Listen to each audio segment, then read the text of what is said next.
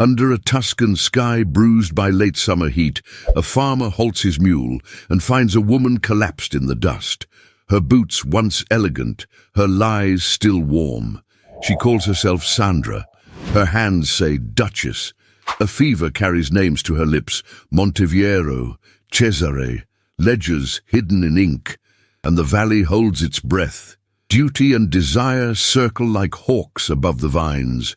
One act of mercy will ignite a war of secrets, and a stranger's past will stalk the present until the truth refuses to stay buried.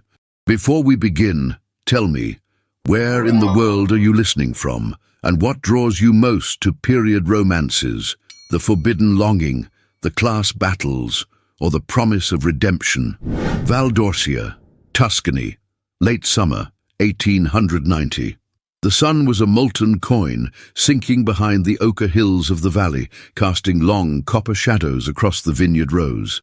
A breeze, warm and dust-heavy, whispered through the cypress trees that lined the winding dirt path, but it offered no comfort to Luca Ventresca, whose shirt clung to his back with the weight of a day spent beneath an unforgiving sky.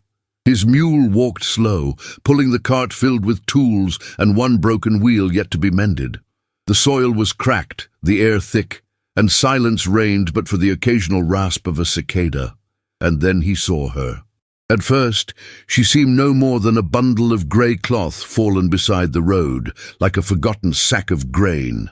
But as Luca drew nearer, the outline of a woman's body became unmistakable, still, collapsed, and far too fine in posture to belong to anyone from the farms nearby. Her face was turned toward the dust, half covered by the brim of a crumpled hat. Wisps of damp, dark hair clung to her cheek. Luca halted the mule. He approached with measured steps, his boots crunching softly over gravel. Kneeling beside her, he saw that her lips were parched, her skin pale and freckled with sun, yet not burned. She wore a traveling gown of muted grey-blue wool, once fine, now streaked with sweat, soil and grass. The hem bore signs of long walking, the stitching undone in places. Her gloved hand had lost its mate. The one that remained bore small pearl buttons and frayed lace, more suited to a lady than to a seamstress. He touched her shoulder gently. She flinched. "Signorina?" His voice, hoarse from heat, was low and careful. "Can you hear me?" Her eyes fluttered open, hazy, green-flecked hazel, and fixed on his face with confusion. Her lips moved, but no sound emerged. Then, in a whisper barely carried by the breeze, "Sandra, Rossi." The name caught in her throat like a lie, only half swallowed. Before he could question her, her eyes rolled back and her body went limp. Luca cursed beneath his breath and lifted her into his arms. She was lighter than expected, her body trembling with the chill of fever. As he carried her to the cart, he noticed the soles of her boots. Worn but once elegant. No mud clung to her skirt, no weeds in her hair, not a farm girl, not a widow, not what she claimed. But he said nothing. By the time the cart reached the farmhouse, night had begun to drape the valley in indigo. The scent of rosemary and ash lingered from the hearth. Bianca, his little sister, stood at the door with her copper braids swinging and her eyes wide with unspoken questions. "Who is she?" she whispered as Luca carried the woman inside. "She says her name is Sandra Rossi, from Siena." Bianca's brow furrowed, already sensing what Luca had not said, that this woman did not belong to their world of dust, toil, and silence.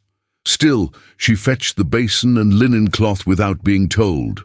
They laid the stranger on the cot in the small front room, her breath shallow, her brow damp. Luca removed the battered hat from her head and set it aside. A single pin glinted in her chignon, gold, finely worked. He turned it over in his fingers, then returned it without a word. As Bianca sponged her forehead, the woman stirred.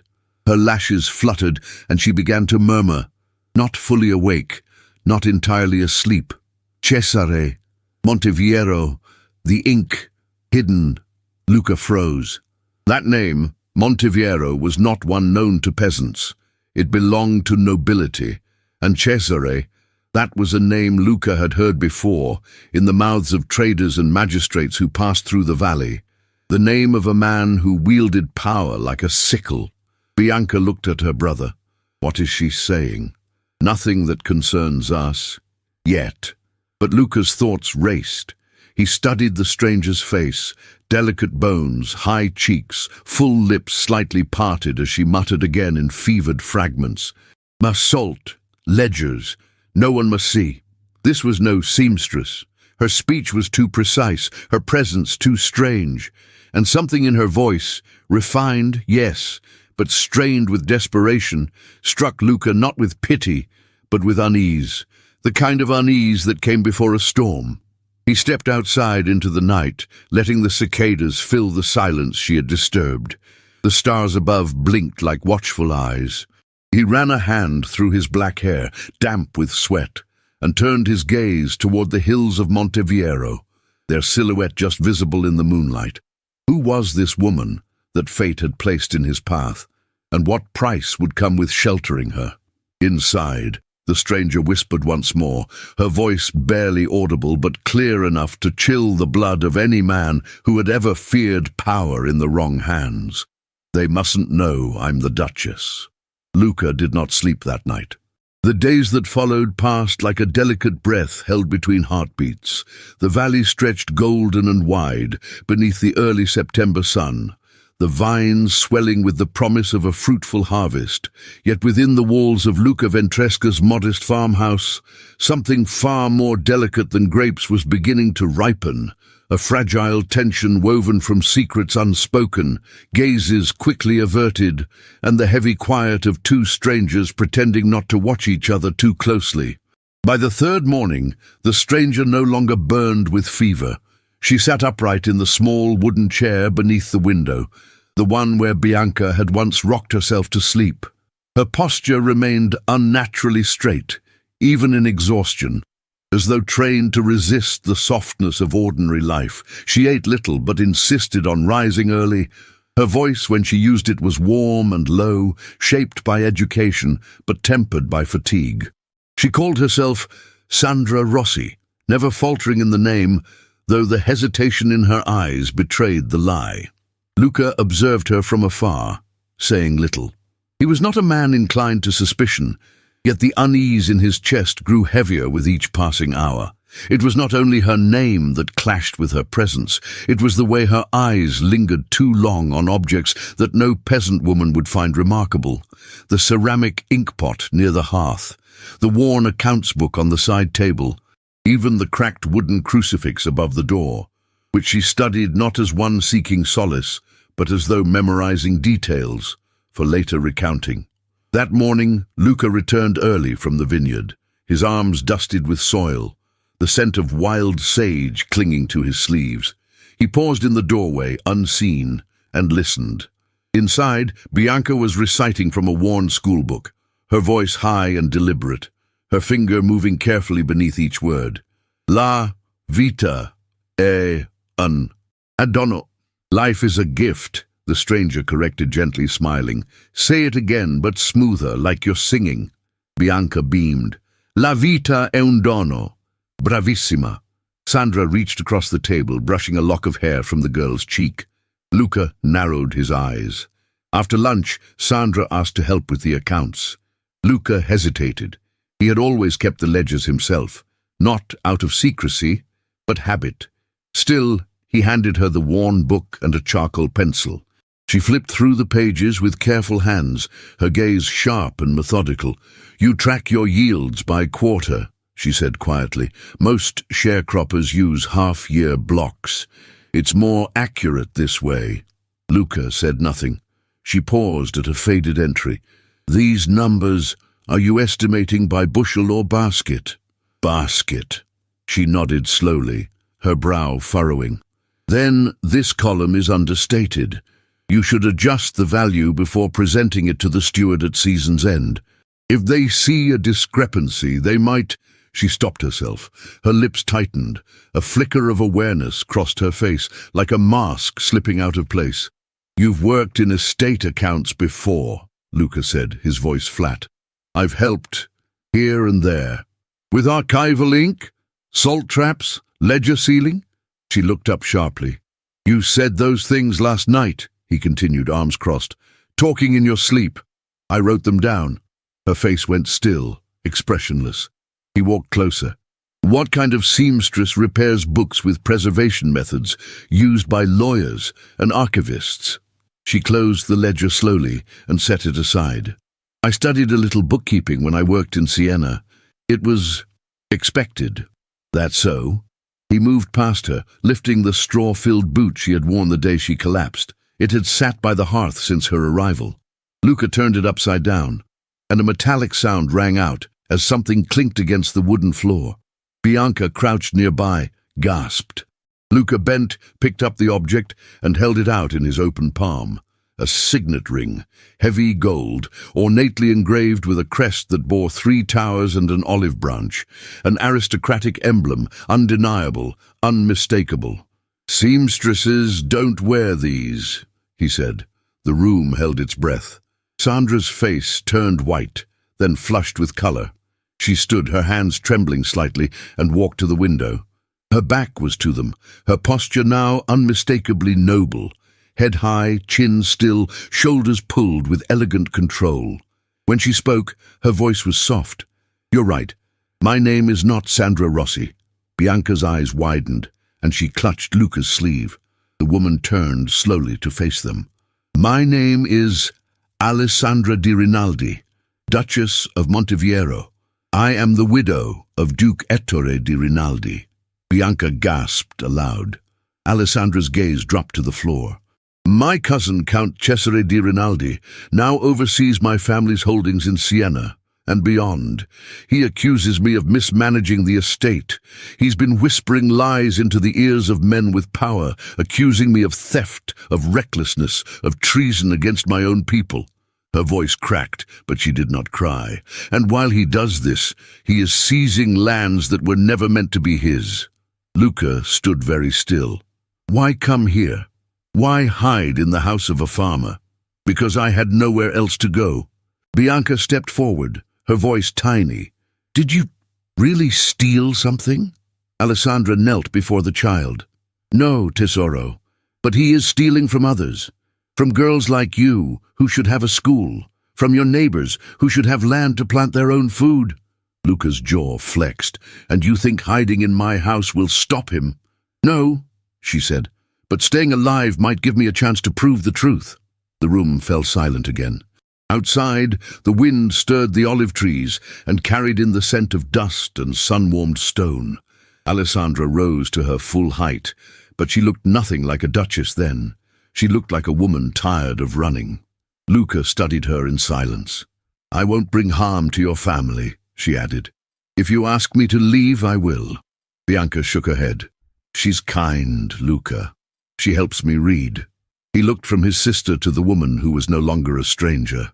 The signet ring weighed heavy in his palm. You'll stay, he said at last. Alessandra's shoulders fell in quiet relief, though she masked it well. But you'll stop lying, he added, voice firm. No more false names. No more half-truths. She met his gaze then, truly met it. There was something there he did not expect, not arrogance, not entitlement, but strength forged through pain. She nodded once. Very well, she said. No more lies. Luca handed her back the ring. She closed her fingers around it with care, and for a moment neither of them looked away. Outside, the bells from the distant monastery rang once, long and low. Something had shifted in the air.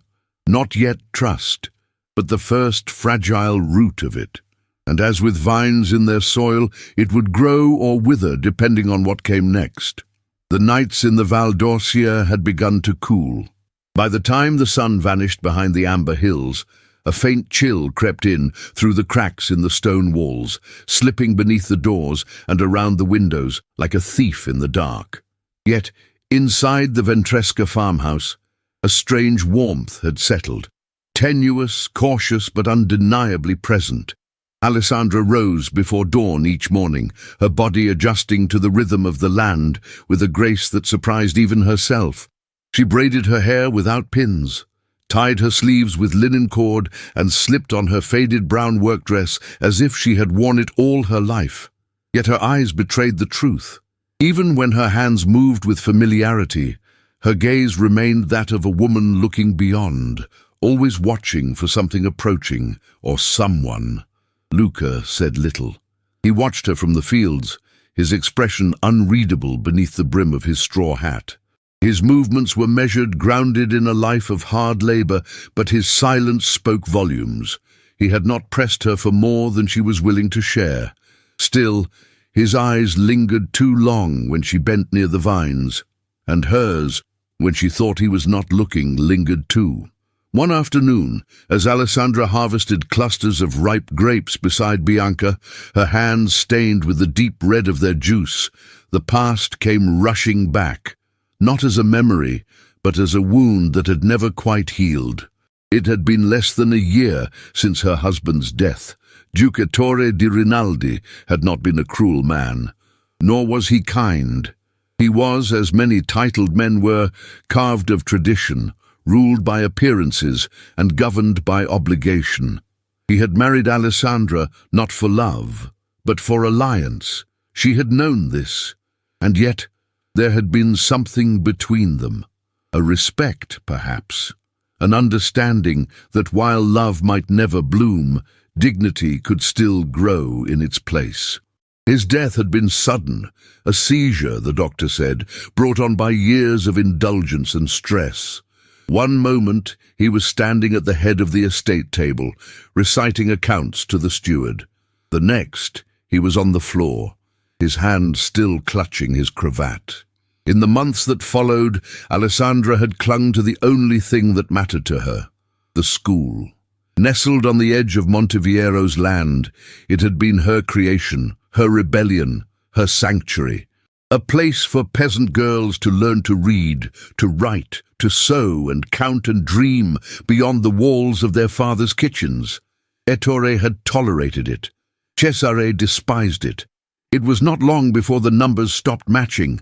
Donations vanished. Grain intended for the children never arrived. Uniforms were delayed. The steward claimed the funds had been reallocated. Alessandra knew better.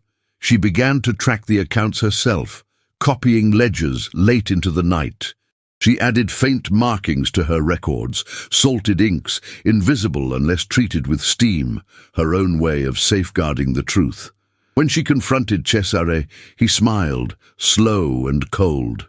"Your grief is making you erratic, Alessandra. Perhaps you need rest, time away, somewhere quiet." She had fled Monteviero before dawn. Now, crouched among the vines, her skirt soaked in dew and her fingers stained purple, she looked up to see Bianca watching her.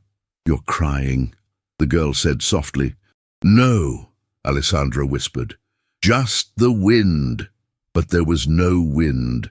That evening, as the shadows lengthened and the harvest baskets were carried inside, Luca returned from the well, with his shirt damp from the shoulders down. He found Alessandra near the fireplace, polishing the copper kettle with a cloth so worn it had more holes than fabric. He paused in the doorway, watching the light from the flames play across her profile.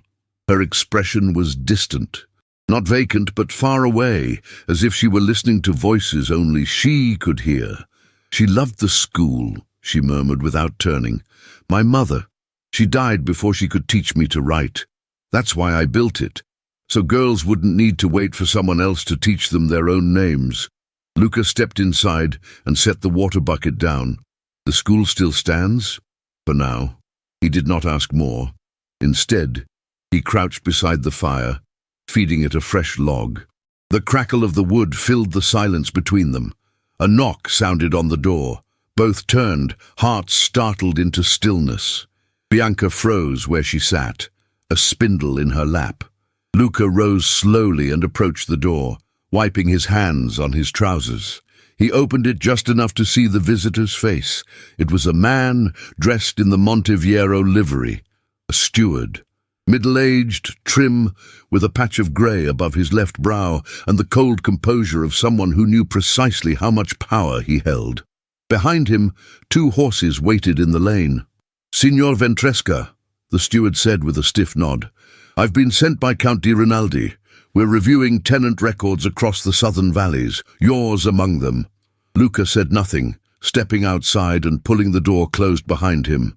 Inside, Alessandra stood frozen.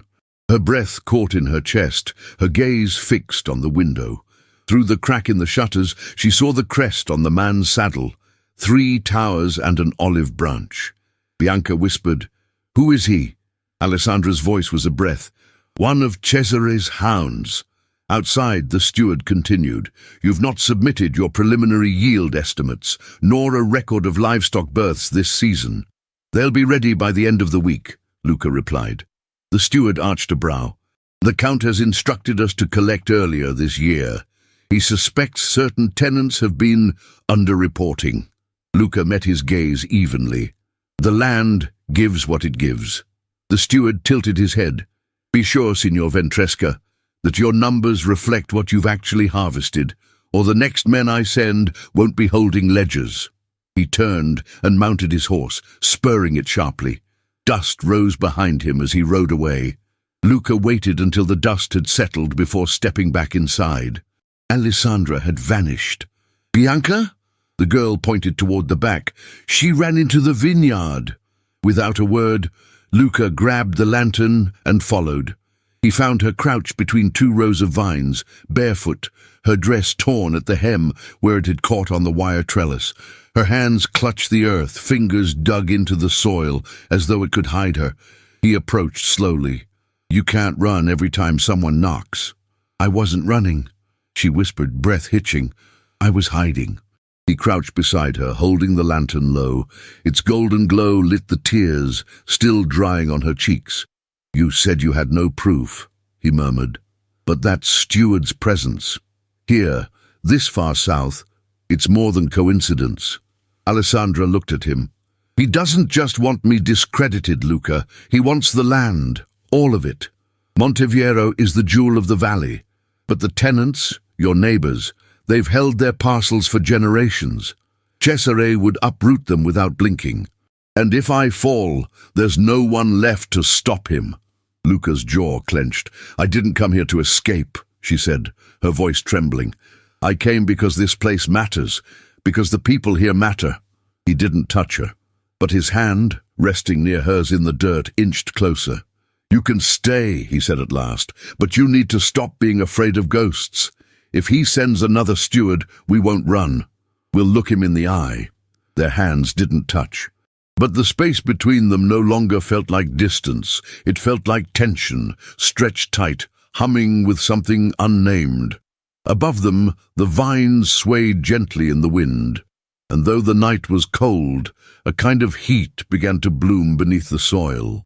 Morning light spilled across the hills of the Val d'Orcia like honey, thick and golden, casting long shadows between the vines that swayed in gentle silence. It was the season of ripening, of figs grown soft and sun-sweet, of olives silvering on their branches, of baskets brimming with the weight of what the earth had decided to give. And in the quiet hush that hung between the turning of the seasons, something else had begun to take root in the vineyard of the Ventresca farm. Not a fruit, not a harvest, but something far more fragile. Trust. It began in small ways. Alessandra no longer moved through the farmhouse with hesitation. Her steps had grown sure on the worn flagstone floors. She swept the hearth without being asked. She milked the goat each morning and spoke to it as if it were an old confidant. She scolded Bianca gently when the girl left her sewing untidy, and praised her with such warmth when she completed a page of reading that the child blushed all the way to her collarbones. But it was in the hours Alessandra spent at the table, bent over paper with Bianca, that something truly intimate unfolded. "One drop here," Alessandra whispered, guiding Bianca's hand with her own. "Just a touch of lemon, not too much, or the ink will burn the page." Bianca giggled as the invisible ink soaked into the parchment. "What do I write?" "Write something you would want only someone very clever to discover." Bianca grinned, tongue between her teeth, and scratched out a message. Later, they held the parchment near the warmth of the oven. Slowly, as the lemon juice oxidized in the heat, the letters appeared. "I want to be brave like you." Alessandra's hand stilled over the parchment. She looked down at the words, her throat tightening with a sudden, unspoken ache. Bianca did not notice. The child only beamed, proud of her secret message. "It's a trick from my youth," Alessandra said softly, her voice distant. "One my governess taught me before the world began to watch." Luca saw it all. He spoke little, as always, but he noticed the change, not only in Alessandra's movements, but in the way the villagers had begun to regard her. The baker's wife, who once crossed herself when Alessandra passed, now offered her a fresh loaf on market day. The apothecary had begun setting aside sprigs of rosemary and lavender for her, claiming they were leftovers, though everyone knew otherwise. Even the local priest, a gaunt, tight-lipped man, gave a nod of acknowledgement when they passed him by. Still, there were whispers.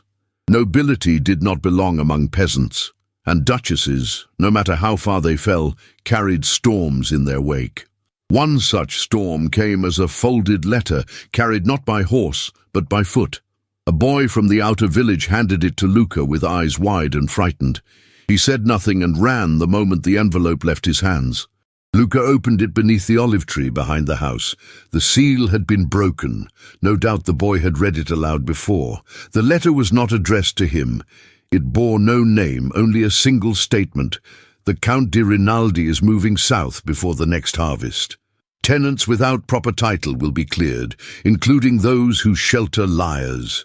That evening, Alessandra found Luca chopping firewood with unnecessary force, his eyes dark and jaw tense. "He's coming," Luca said simply, not looking at her. "Your cousin." Alessandra paled, the color draining from her face like ink in rain. "I thought I had more time." "How many tenants are without title?" he asked. "Dozens," she whispered.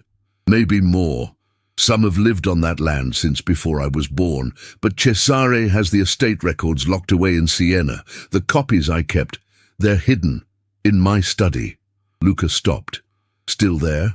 "They should be, unless he's burned them." He turned fully to face her. "And if you had those records, I could protect the tenants, prove their rights, and expose him for falsifying the school's accounts. Then we go." Alessandra's eyes widened. "You don't understand. If I return to Siena, they'll see a duchess reclaiming what's hers. They'll see a disgraced widow, a woman branded unstable, and Cesare is not alone. He has friends in every corner of the court. They want me silent, removed, preferably forgotten." The air between them turned cold despite the heat of the day. "I left that world behind to survive," she added, her voice unsteady. "I can't go back." Luca stepped closer, close enough for her to see the dirt beneath his nails and the glint of determination in his eyes. "Then don't go back as the woman you were. Go back as the woman you've become." She stared at him, caught in his quiet conviction. Her pulse thrummed like the beat of harvest drums. "You think strength is something you earn," he said, softer now, "but you've had it all along. It's in the way you hold yourself when you're afraid, in the way you hide your pain for others' sake, in how you teach a child to protect her dreams with lemon ink and parchment." She looked away, unable to bear the weight of his gaze. "I don't have a name in Siena anymore," she whispered. "You have mine," he said. Alessandra's breath caught. Before she could speak, Bianca called from inside the house, her voice carrying across the vineyard. "Dinner's ready." Luca turned, walking back toward the farmhouse, leaving Alessandra standing beneath the olive tree, her hands clenched around the edges of her shawl, her heart thundering. That night, as the oil lamp flickered low and the cicadas whispered through the open windows, Alessandra stood beside the ledger shelf and ran her fingers along the spines. She opened one, blank, and dipped her quill into a small dish of lemon juice. She wrote one line: "Truth sleeps, but it does not die." Then she pressed the page shut and tucked it away. Outside, the moon rose, casting its silver light across the rows of vines that trembled in the wind, and beneath the earth, the seeds planted by courage, by trust, began to stir. The sky above Valdorcia had never looked so wide. A sea of indigo stretched from hill to hill, dusted with stars that blinked like ancient eyes, watching a story unfold with silent gravity. A hush had fallen over the valley, not of peace, but of waiting. The vines were nearly ready for harvest, swollen with promise and pressure, and inside the stone walls of the Ventresca farmhouse, two lives hung in the same fragile balance, torn between duty and something far more dangerous. Alessandra stood at the window, with the night wrapped around her like a shawl. Below, the vineyard shimmered in moonlight, the wind slipping between rows as if the land itself were whispering secrets to her. She had not slept. Her fingers gripped the sill as she watched Luca walk back and forth from the barn, carrying buckets, lanterns, tools, but never once glancing toward the house. He was a man in motion, every gesture grounded in the language of necessity. Yet tonight, his steps were heavier, measured, burdened. She turned when she heard the door open. Luca stood in the doorway, his shirt loose at the collar, his sleeves rolled above his forearms. The smell of cedar clung to him, mixed with the earth and sweat and something Alessandra could not name but had come to recognize, unspoken worry. He said nothing at first, just looked at her. She didn't ask what he wanted. She knew. "There's a way to stop him," he said finally. "To stop Cesare." Her heart quickened. "The ledgers." "No." He stepped further in, closing the door behind him. "You said it yourself. He's locking down the estate. Anyone who stands in his way will be labeled a traitor, a criminal, or worse." She nodded, throat dry. "But if you were not simply a widow," Luca continued, "if you held a new title, one that gave you standing again, you could challenge him, legally, publicly." She stared at him, not daring to breathe. "You mean a remarriage?" she said, barely a whisper. He nodded once. "To me." Silence expanded between them, thick as fog. Alessandra turned away, her hands trembling as they clutched the back of the nearest chair. "Do you know what you're suggesting?" "I do. I'm a Duchess in name only. I carry scandal like a stain. I have enemies in court. You have no land, no power. You'd gain nothing from this." "I'm not offering it to gain something," he said, his voice steady. "I'm offering it to protect this land. And you." Her breath shuddered from her chest. "We marry, you regain your voice in Siena," he added. "You'll be able to claim what's yours. You'll be harder to silence. They won't touch you so easily if you're no longer alone." "And what would I be to you?" she asked, slowly turning to face him. "A name? A symbol? A weight?" Luca stepped closer, his eyes never leaving hers. "A wife in name, Alessandra. Nothing more. I ask for no vows beyond what the law requires. We sign, we speak, we walk out of the chapel, and everything stays as it is. I do not want what you cannot give."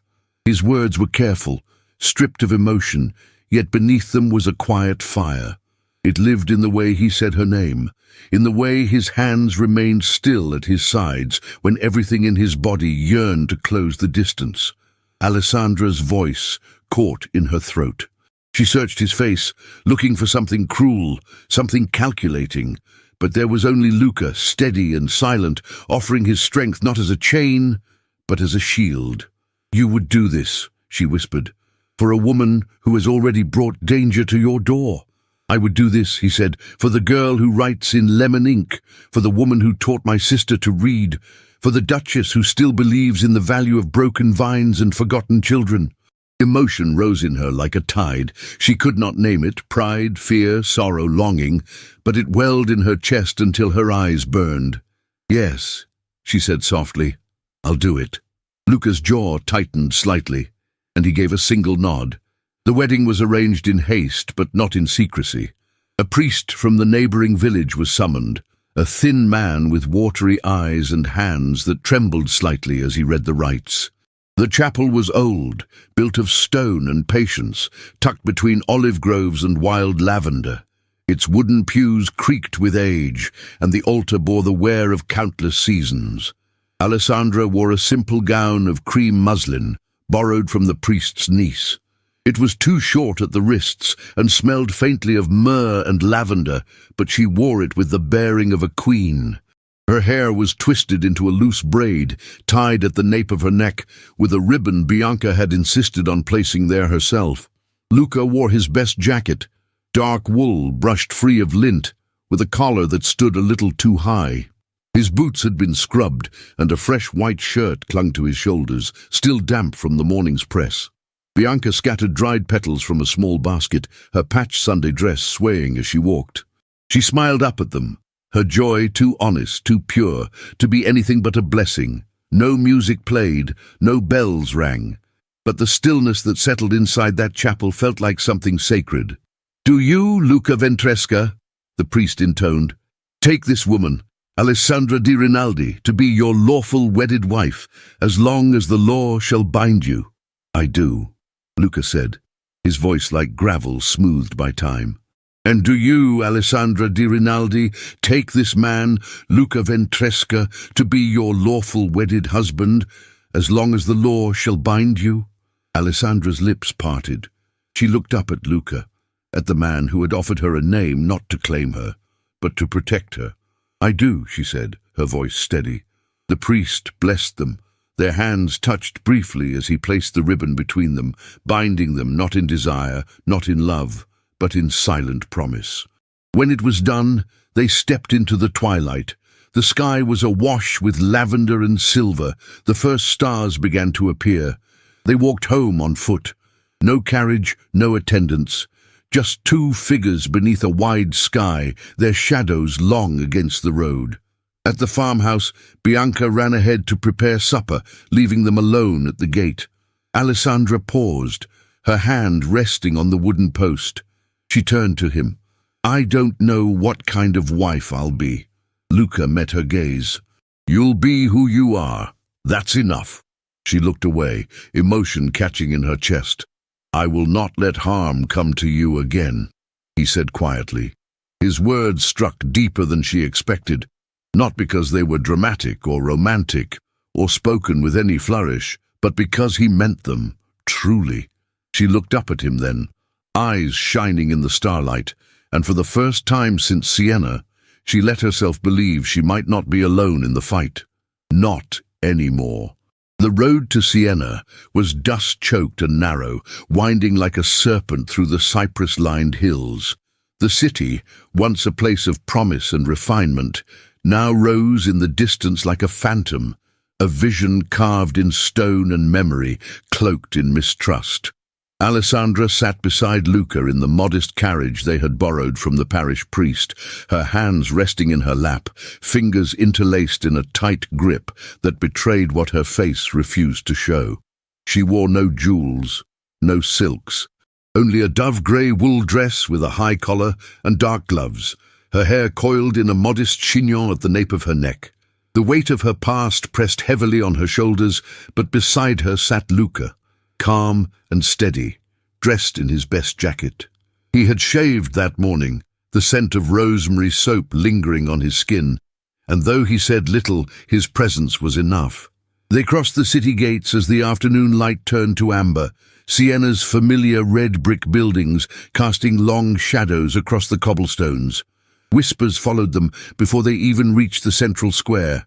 "Is that her? She married a farmer, they say. Madness! She was once the jewel of Monteviero." Alessandra kept her chin lifted, her spine unyielding, as they walked through the district where she had once been received with fanfare and fine wine. Now doors closed more quickly, and gloved hands pulled lace curtains aside only to let them fall again in silence. Inside the notary's chambers, the clerk looked up with practiced indifference. Alessandra placed the sealed envelope containing her claim upon the desk. "I am Duchess Alessandra di Rinaldi Ventresca," she said, each syllable deliberate. "I am here to submit my petition for legal restoration of my rights to Monteviero." The man blinked. "I had heard rumors that you—" She leaned forward, her voice as firm as steel, wrapped in velvet. "You heard wrong." Luca remained behind her, silent and imposing. His presence had already drawn confused glances. He did not fit this world of starch and varnish. But somehow that was precisely what gave Alessandra strength. He was not of their class, yet he carried her dignity like a banner in his stillness. They left the office with confirmation that her documents had been accepted for review. But the air had grown heavier, tighter, as if the city itself had inhaled and would not exhale.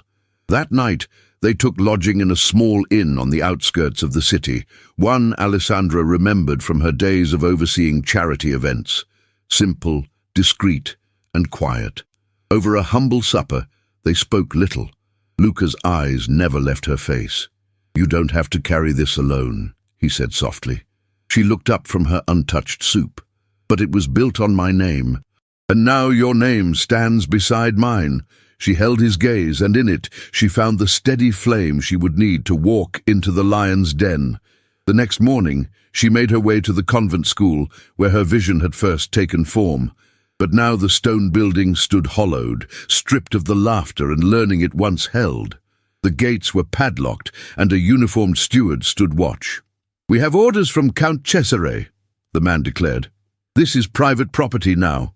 "I am the founder," Alessandra answered coldly. "I demand entrance." The man smirked. "And I have a key, Duchess, but no orders to use it."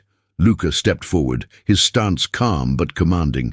"Then give her 5 minutes, or she'll come back with a magistrate." The guard hesitated. Perhaps it was Luca's voice, or the weight of the name Ventresca, but the lock clicked open. Inside, the air was thick with dust. Books lay in piles, chalkboards cracked, desks overturned as if a storm had passed through. Alessandra moved slowly, reverently, her gloved fingers brushing against walls that once echoed with the soft recitations of girls learning their letters. "This way," she whispered. They moved to her former office, where a narrow cabinet remained behind the bookcase. With a practiced hand, she removed the false panel and pulled out a stack of parchment-bound ledgers, her copies of the school's accounts.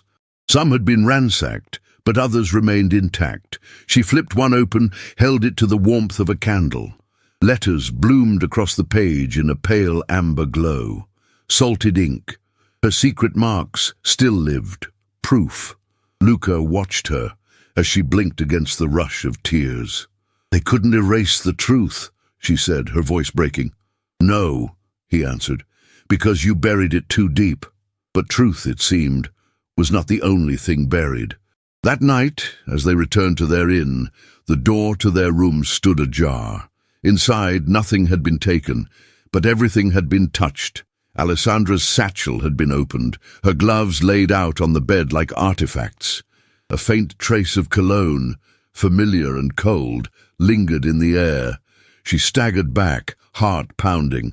Luca stepped in front of her at once, inspecting the room, checking the windows, the locks. "There was a message," she said, "even without words." He nodded. "He knows you're here." The next morning, 2 guards arrived at the inn with a sealed notice bearing the ducal seal. The innkeeper, pale and trembling, handed the letter to Alessandra.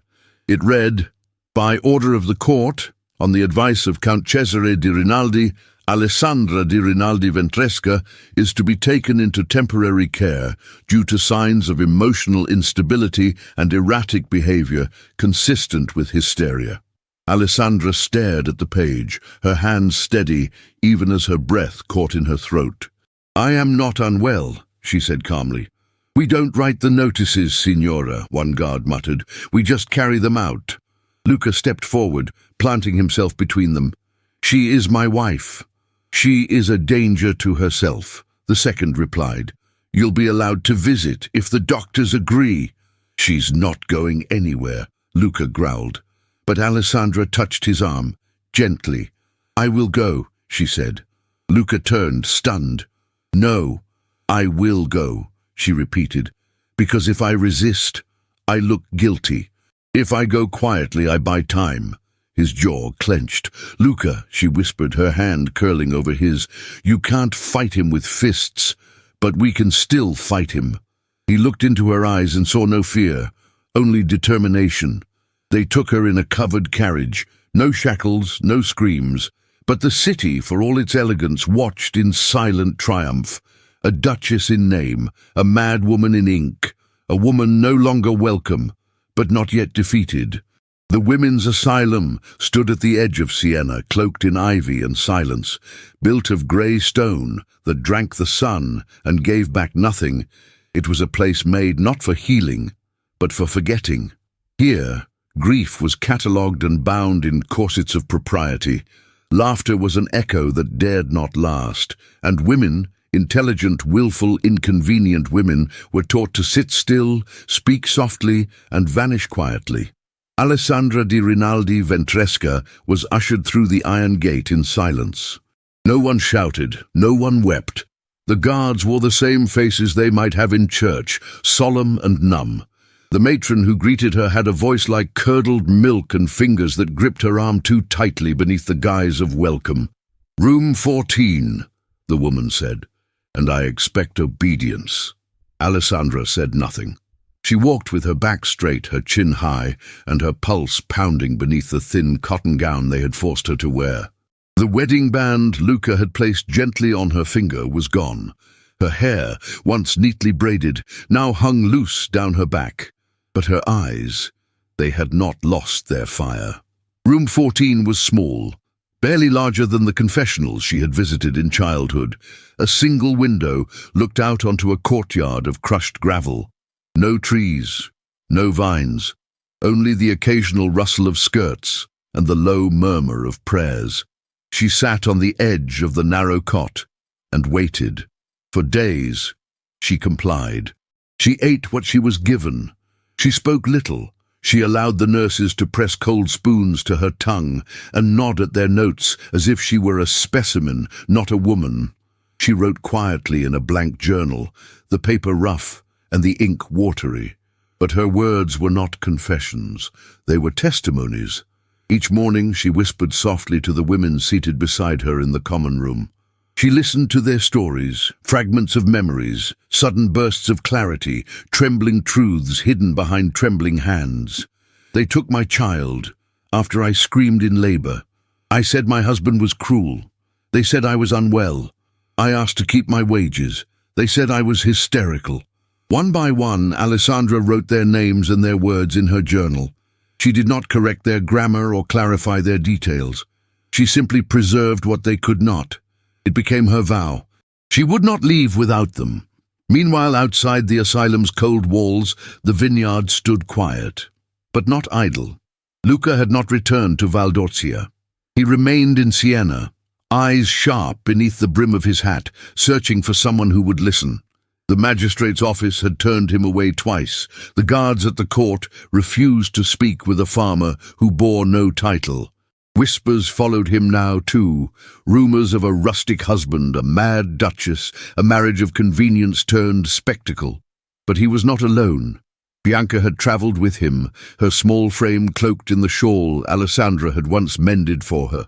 She carried a basket filled with pears and figs, hand-picked, polished, and nestled in linen. But at the very bottom, beneath a folded cloth, was something far more valuable. A letter from Sister Agnese, written in her careful hand, bearing the seal of the convent and the truth that only a woman of God could wield. The day they returned to the magistrate's door, Bianca stepped forward. She curtsied, she smiled. She said she had brought fruit for the honourable man's table. The clerk, distracted by the heat and the long list of petitions, waved her through. Moments later, the magistrate's hands were opening the cloth to find not just ripe pears, but a sealed envelope, one that would shift the course of what Cesare had believed unshakable. Inside the asylum, Alessandra sat beneath the window, staring at a sliver of blue sky, when the door to her cell creaked open. The matron appeared, flanked by 2 guards, but this time her face was different, tight with restrained displeasure. "You've been summoned." Alessandra rose slowly. "By whom?" "By someone who knows your name." The magistrate's court was warm with late light when she arrived, dressed in borrowed clothing and escorted like a prisoner. But seated near the front was Sister Agnese, her silver hair tucked beneath her veil, her eyes fierce and kind all at once. Beside her, Luca stood with arms crossed, his gaze never once leaving Alessandra's face. Bianca was not allowed inside. She waited on the steps, swinging her feet and biting her lip, knowing something important was being decided behind doors too heavy for her small hands to push open. The hearing was brief but deliberate. Sister Agnese spoke first, her voice unwavering as she described Alessandra's commitment to the school, her integrity, and the falsified rumors spread by Count Cesare. Then came the journal, Alessandra's handwriting carefully recorded, testimonies from women inside the asylum. The magistrate turned each page with slow reverence, his expression unreadable. Finally, Alessandra was asked to speak. She did not cry. She did not plead. She stood before them in silence for a moment, then said, "They tried to lock me away with my own truth, but it clung to me like perfume. Even in that place, I remembered who I was, and I listened to those they hoped no one would hear." When she finished, the room held its breath. The magistrate closed the journal and nodded once. "You are free under protective order," he declared, "effective immediately." Outside, the sun had begun to set. Luca waited at the base of the steps. When she descended, he offered his arm. Alessandra took it, wordless. Bianca ran to her, arms wrapped tightly around her waist. "I knew you'd come back," she whispered. "I knew it." That night they returned to their rented room in silence. Luca prepared tea while Alessandra sat in the window, watching the stars slowly rise like candles lit one by one. "You kept your promise," she said finally. Luca poured the tea. "So did you." They sat together in the lamplight, not touching, not needing to. The air between them was no longer filled with questions, but with something deeper: recognition, respect, and the quiet, slow blooming of something that no lie, no prison, no whisper of madness could bury. The vineyard, though distant, waited for them, and so did the reckoning yet to come. The Hall of Justice in Siena had always stood as a monument to grandeur and control. Its towering archways, carved from golden stone, rose like cathedral walls, casting long, solemn shadows across the polished marble floors. On that morning, the air inside was unusually still, not reverent, expectant. It was the 10th day of October, and autumn had crept in quietly, veiling the city in soft light and the scent of turning leaves. The nobility of Siena sat in their seats with gloved hands and veiled expressions. Men from the council, draped in formal robes, murmured in corners while the common folk stood at the back, their eyes sharp with curiosity and their lips held shut with caution. And in the center, at the head of the room, behind a dark oak bench, the magistrate waited. He had summoned them all to bear witness, to truth or to ruin. Alessandra stood at the heart of the chamber, a figure of quiet command. She wore a deep sapphire gown with no frills, no lace, no adornments, but the small silver pin at her collar, shaped like a branch of olive leaves. Her hair was pinned back in a simple knot, her eyes steady, her chin lifted just enough to remind everyone that she had once been, and still was, a duchess. Beside her stood Luca, dressed in a tailored coat of black wool, hands folded calmly before him. Though his boots bore the creases of field work, his posture bore no apology. He looked not like a man playing at nobility, but like one who had nothing to prove and nothing to fear. His presence alone unsettled more than one nobleman seated behind the gallery rail. On the opposite side stood Count Cesare di Rinaldi, cloaked in his signature dark green frock coat, embroidered subtly with gold. His hair was immaculately combed, his cravat sharp and stiff. He smiled faintly, condescendingly, as if everything unfolding around him were no more than a nuisance to be endured before returning to dinner. The magistrate called the room to order. "This court gathers today to determine the rightful steward of Monteviero," he announced. "Let the parties speak." Cesare stepped forward first, all affected civility. "Your Honor, I appear today not as an adversary, but as a guardian. My late cousin's widow has long suffered emotional instability, witnessed by her own actions, her flight from Siena, and her commitment. Unlawful commitment," Alessandra said, interrupting with composure. Initiated by forged testimony. Gasps rippled through the crowd. Cesare's smile faltered. She believes she is the victim of a grand conspiracy. I, however, present myself only as a humble servant of law and tradition. The magistrate raised a hand. We shall decide who serves the law, Count. Lady Ventresca, you may proceed. Alessandra stepped forward, her voice clear, resonant. Your Honor, what has been taken from me is not only a title, but the trust of the people who worked my lands, raised my crops, and sent their daughters to the school I built with my dowry. Count Cesare claims to act in my stead. I claim to speak in defense of truth. She opened a small parcel wrapped in waxed linen and drew out a set of ledgers. Time had yellowed the pages, but the ink remained sharp in places and absent in others. Years ago, suspecting mismanagement, I marked every authentic page with a salt-based formula, a trick learned from a tutor whose husband served in the diplomatic corps. She held one page aloft. This appears blank to the eye, but if I may... A servant stepped forward with a copper kettle of steaming water. Alessandra passed the page gently over the vapor. Words began to emerge in pale, shimmering gold. The audience gasped. Names, dates, sums, signatures. Alessandra laid the page flat upon the magistrate's bench. This proves that the funds meant for my school were recorded and removed under false pretenses. Cesare's eyes narrowed, but he did not speak.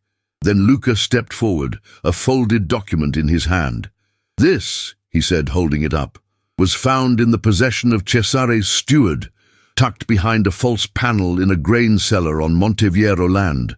He unfolded the parchment and laid it beside the ledgers. A contract, allegedly signed by Lady Ventresca, transferring rights to the harvest of over 12 tenant plots.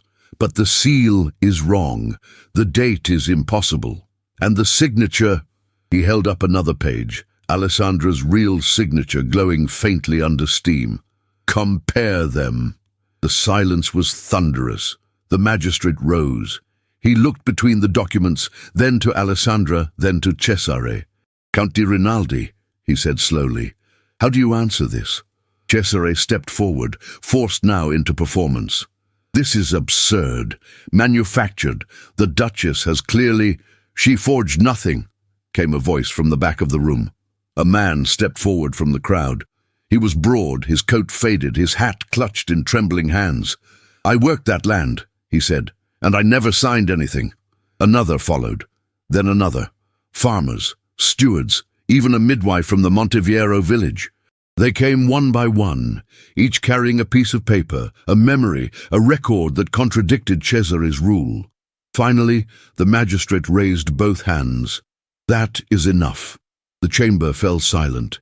This court finds Count Cesare di Rinaldi guilty of fraud, unlawful confinement of a noblewoman, and misappropriation of charitable funds. Let it be known that these are not the actions of a guardian, but of a man hungry for power. Cesare tried to move toward the door. He did not reach it. The men who had once bowed to him blocked his path. One placed a hand on his shoulder, another shook his head. Luca stepped between them. You took what wasn't yours, he said softly. Now you'll answer for it. The guard stepped forward and took Cesare by the arms. He did not speak. His pride would not allow it, but his eyes, once so full of calculation, now burned with impotent rage. The magistrate turned to Alessandra. This court recognizes you as the rightful Duchess of Monteviero, wife of Luca Ventresca. Your marriage is deemed legal and binding under both civil and noble law. All tenant contracts are to be restored, and the asylum, his voice grew stern, will be subject to immediate review, starting with the women whose words you preserved. Alessandra bowed her head.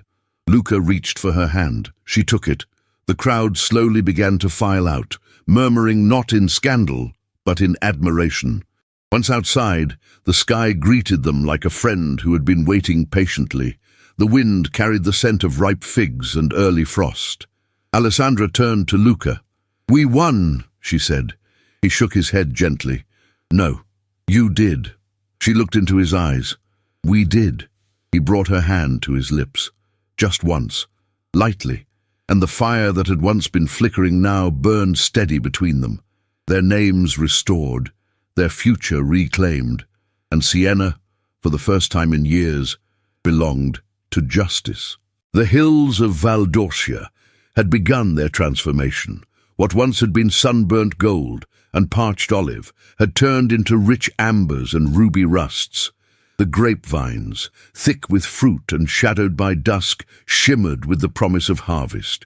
And amid the rhythm of hands picking clusters, baskets filling with deep purple globes, and voices rising in laughter and work, Alessandra Ventresca, Duchess and farmer's wife, walked the rows with her sleeves rolled and her hem stained with earth.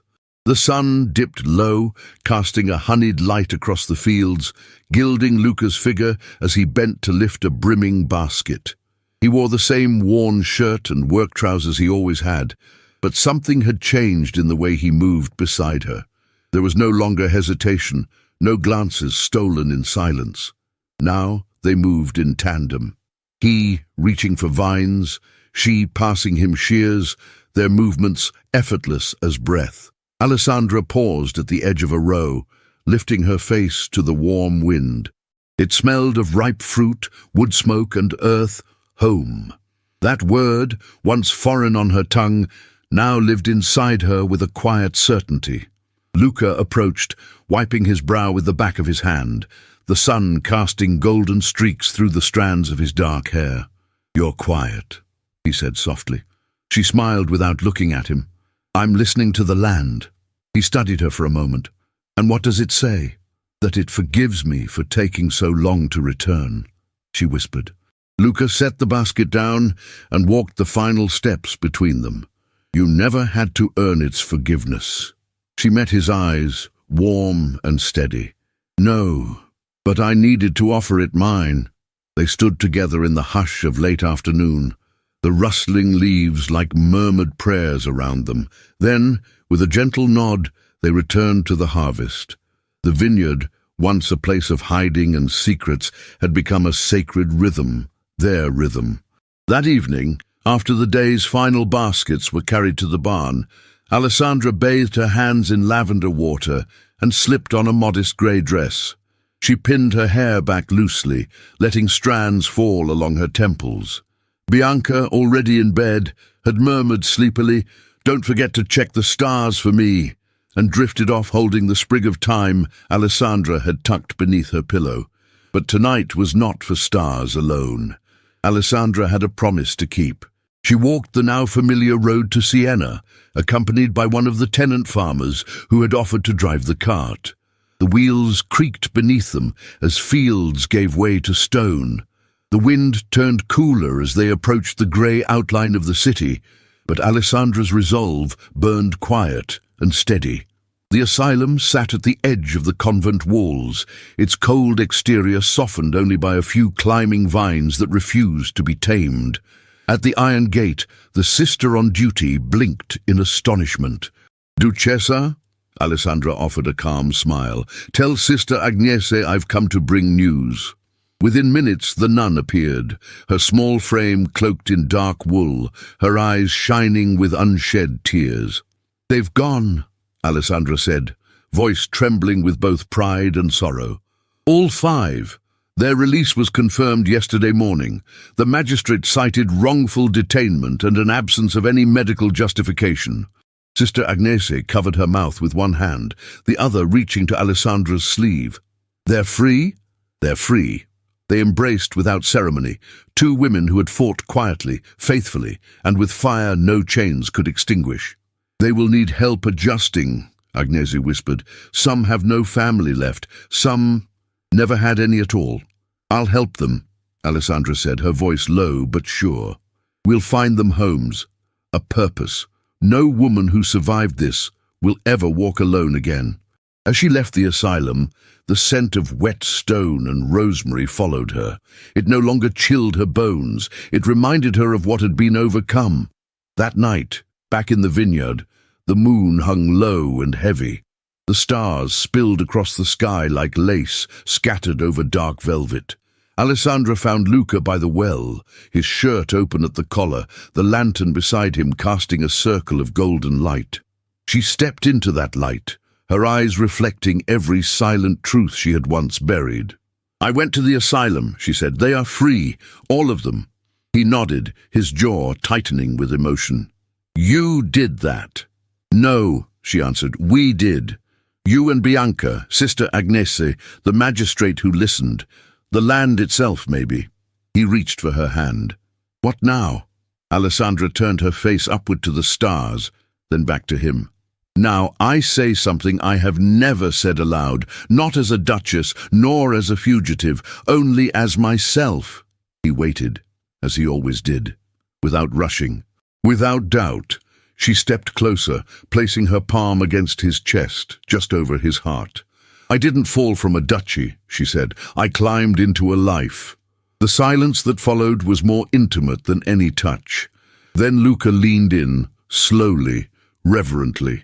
His fingers grazed her cheek, his thumb tracing the edge of her jaw. Their foreheads touched first, the air between them charged with breath and waiting, and then they kissed. No storm followed, no bells rang. The world did not halt to watch, but in that moment Alessandra felt something shift, soft and final, like a lock clicking into place. It was a kiss, not of desperation, nor apology. It was the answer to a question neither of them had dared ask aloud.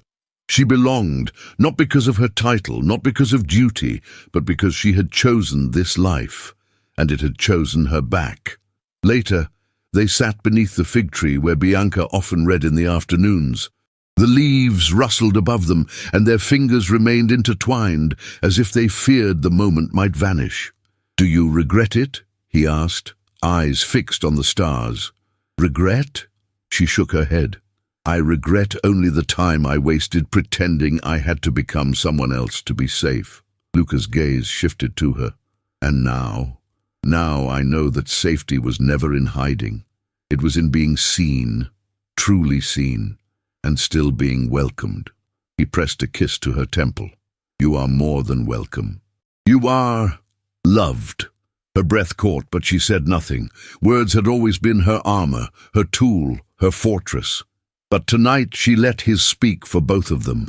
The stars, steady and ancient, bore witness, and somewhere deep in the vineyard, where the grapes had ripened under sun and silence, the first wind of true autumn whispered through the leaves. It smelled of earth, of home, of promises kept.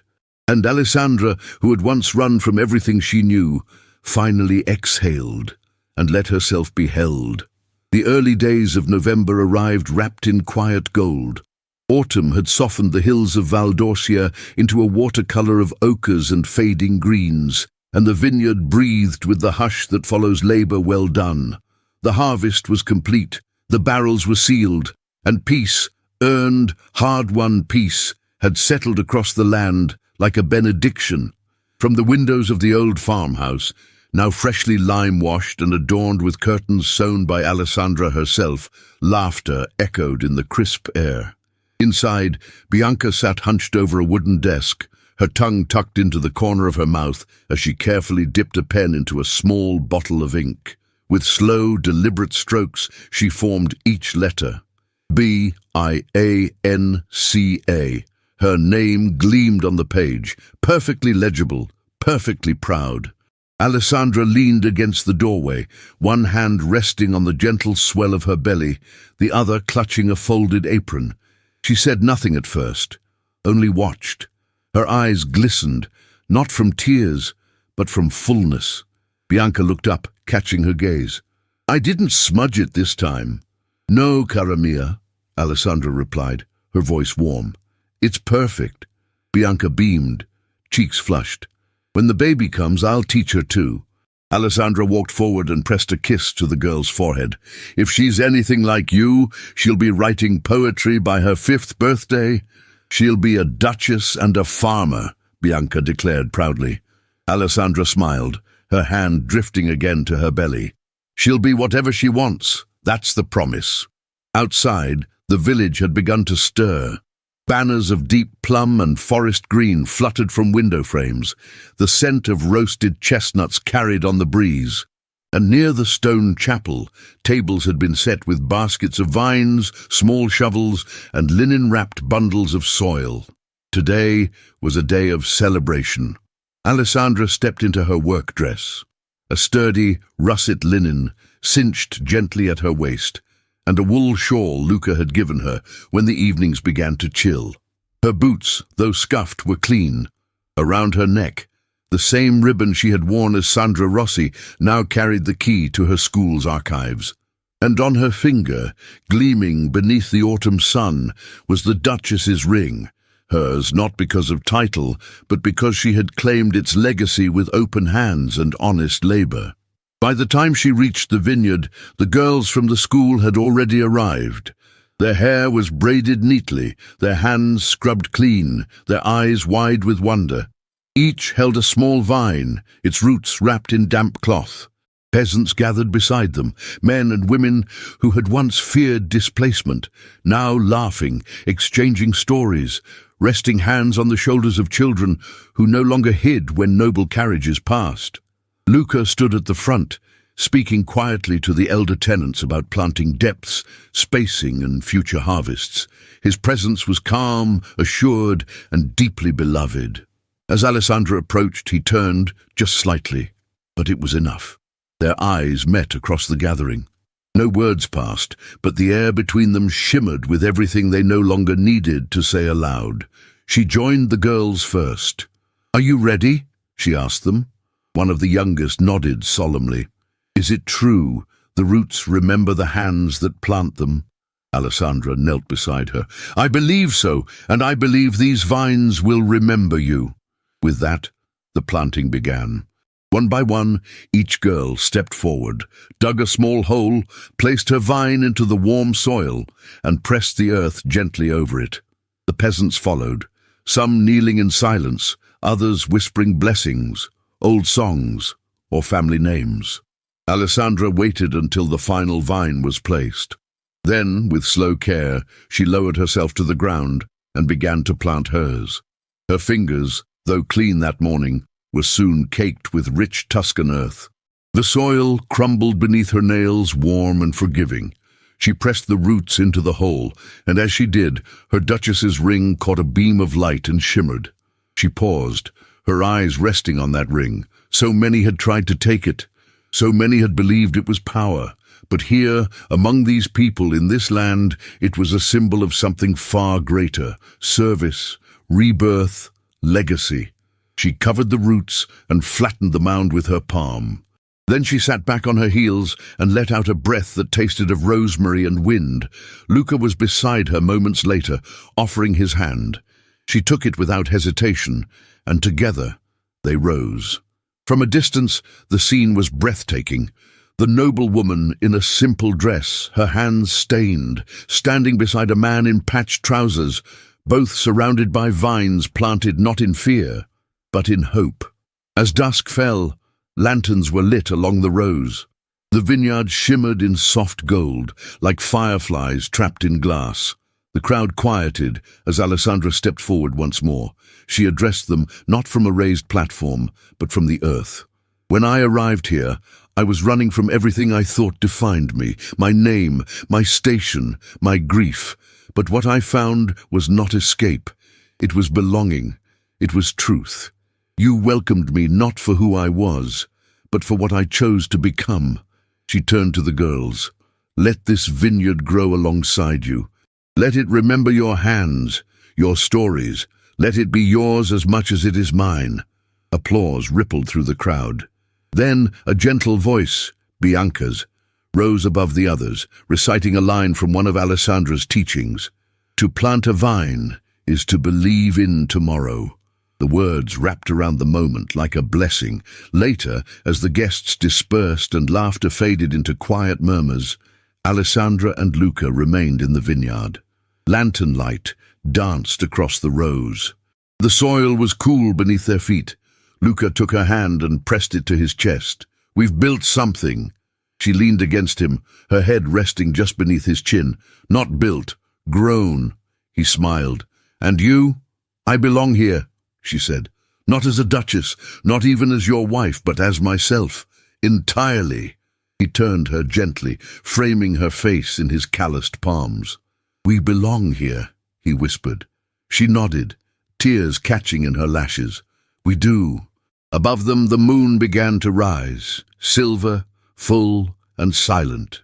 Below, the vineyard, once nearly seized by greed and silence, now bloomed with promise, laughter, and the rooted joy of those who had dared to stay. The vineyard had changed, but only in the ways time allows beauty to deepen. Vines that once clung hesitantly to their stakes now curved with confidence, bearing heavy clusters of grapes, kissed by sun and story. The old farmhouse wore new shutters, a chimney rebuilt with limestone from the valley, and windows that reflected a home lived in, one built not on wealth, but on love, endurance, and forgiveness. From the hillside, Alessandra stood in a linen blouse faded from washing and a wool skirt damp from morning dew. Her dark hair, once braided for hiding, now tumbled freely down her back, streaked with silver she did not seek to conceal. In one arm she held her daughter, Rosina, barefoot and drowsy from sleep, her small thumb still curled beneath her chin. With the other, Alessandra pointed toward the slope where Luca worked, coaxing a stubborn wheelbarrow down a rocky path with Bianca at his side. Bianca, now 12, had outgrown her boots twice since the trial and could read aloud in 2 languages. She spoke of becoming a midwife, a lawyer, and sometimes, when she thought no one listened, a duchess who climbed trees and wrote poems on fences. The school had grown too. It no longer fit within the convent walls and now stretched into neighboring villas. Classrooms filled with girls once silenced by birth, by poverty, by shame. Sister Agnese, now retired but ever present, tended the gardens and spent her afternoons embroidering phrases from the Psalms into pillowcases for each graduating girl. And what of justice? Cesare di Rinaldi did not rot in prison. He did not beg forgiveness. He vanished into the southern provinces, stripped of title and land, a relic of the world that once believed a woman's power was borrowed and easily revoked. But his name was no longer feared in the valley. It was not even spoken. What endured was what Alessandra had planted. Ledgers in order, land in trust, girls with ink-stained fingers, and dreams too large for shame. Some evenings, the villagers still whispered about the trial, about how the Duchess had tricked her enemies with salt ink and vineyard dust, about how a farmer's cart had carried a duchess not away from power, but into it. But for Alessandra and Luca, there were no grand speeches anymore. Only mornings like this, when the light warmed the fields and Rosina reached her arms toward the vineyard, like she recognized it, like the soil remembered her already. That night, as the first chill of autumn crept in, Luca poured a glass of their newest vintage. They sat on the stone steps shoulder to shoulder, watching the moon rise over the hills. Rosina slept inside, tucked against Bianca's side, the child's dark curls tangled with the older girl's braid. Alessandra took the glass, swirled the ruby liquid once, and whispered, "Do you think vines dream?" Luca smiled. "I think they remember." She rested her head on his shoulder. "Of storms, or harvests, of hands," he said softly, pressing a kiss to her temple. "Of the ones who stayed." They fell into silence then, not from absence, but from fullness.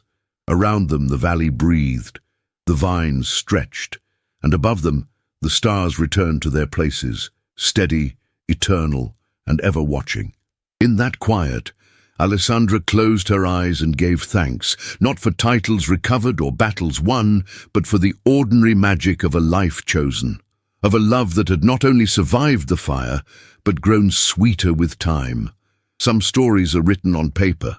Others, like Alessandra and Luca's, are written on the land, in the stillness between footsteps, in the warmth of a glance that says, "I see you truly." This was never just a tale of a duchess in disguise or a farmer with a quiet soul. It was about reclaiming one's name, one's voice, one's place in a world that so often forgets the strength of those who rise without noise. Alessandra taught us that falling is not the end. Sometimes it's the beginning of a deeper truth. And Luca showed us that love does not need palaces or titles. It only needs patience, courage, and a heart that chooses to stay. If this story touched your heart, we'd love to hear from you. Leave a comment below and tell us what part of this journey stayed with you the most. And if you've made it all the way here, write the word Vine in the comments. It will be our little secret to know you stood with Alessandra until the very last page, and it helps us reach others who might need this story too. If you'd like to support the team that brings these timeless romances to life, you can send a super thanks on YouTube with whatever amount feels right for you. Every gesture, big or small, helps us continue crafting tales filled with hope, drama, and heart. And if you can't support us financially, sharing this video with a friend, a sister, or someone who loves period dramas is just as powerful. Word of mouth keeps our stories blooming. Don't forget to check out the other emotional, historical love stories we've left for you in the cards, each one with its own heart, secrets, and unforgettable endings. From all of us who made this possible, thank you for watching, for feeling, for remembering. We'll see you in the next story.